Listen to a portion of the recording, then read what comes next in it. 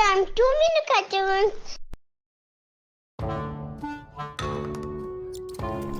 ایک دفعہ کا ذکر ہے کہ ایک گھنے جنگل میں ایک چھوٹا سا چوہا رہا کرتا تھا۔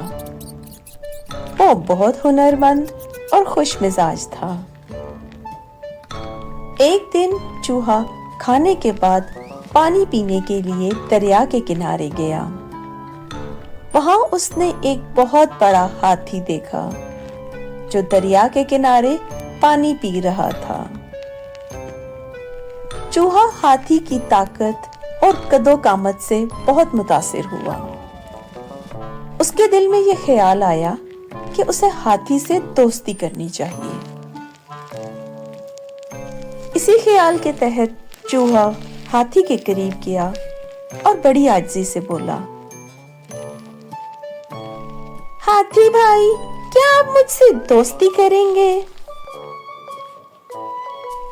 ہاتھی نے اپنی لمبی سونڈ کو ہلاتے ہوئے ہنستے ہوئے کہا، تم ایک ننھے سے چوہے اور میرے جیسے بڑے جانور کے ساتھ دوستی، یہ کیسے ممکن ہے؟ چوہا مسکراتے ہوئے بولا، دوستی بڑے یا چھوٹے ہونے پر منحصر نہیں ہوتی، بلکہ دل کی سچائی اور محبت پر ہوتی ہے۔ ہاتھی نے چوہے کی بات کو مذاق سمجھا اور زور سے ہنستا ہوا وہاں سے چل دیا۔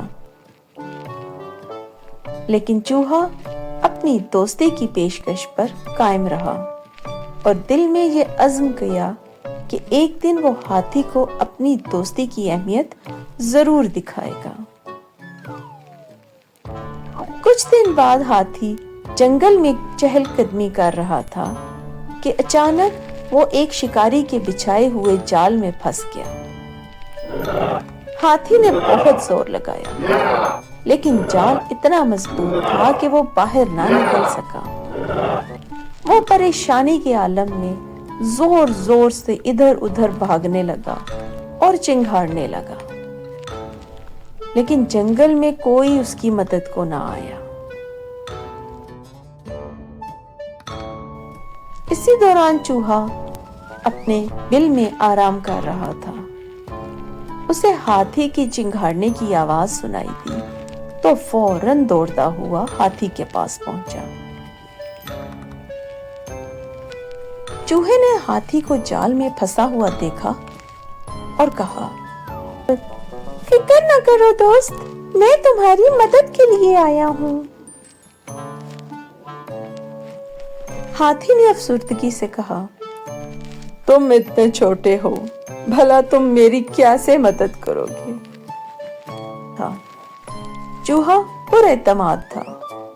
اس نے اپنے تیز دانتوں کا استعمال کرتے ہوئے جال کو کاٹنا شروع کیا۔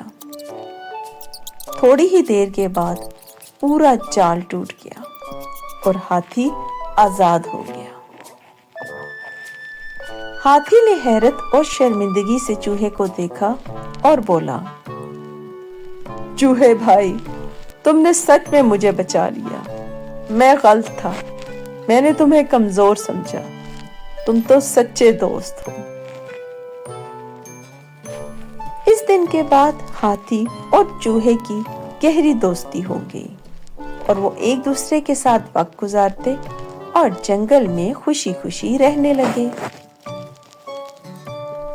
اس کہانی سے ہمیں یہ سبق ملتا ہے کہ دوستی کا تعلق طاقت یا حیثیت سے نہیں ہوتا۔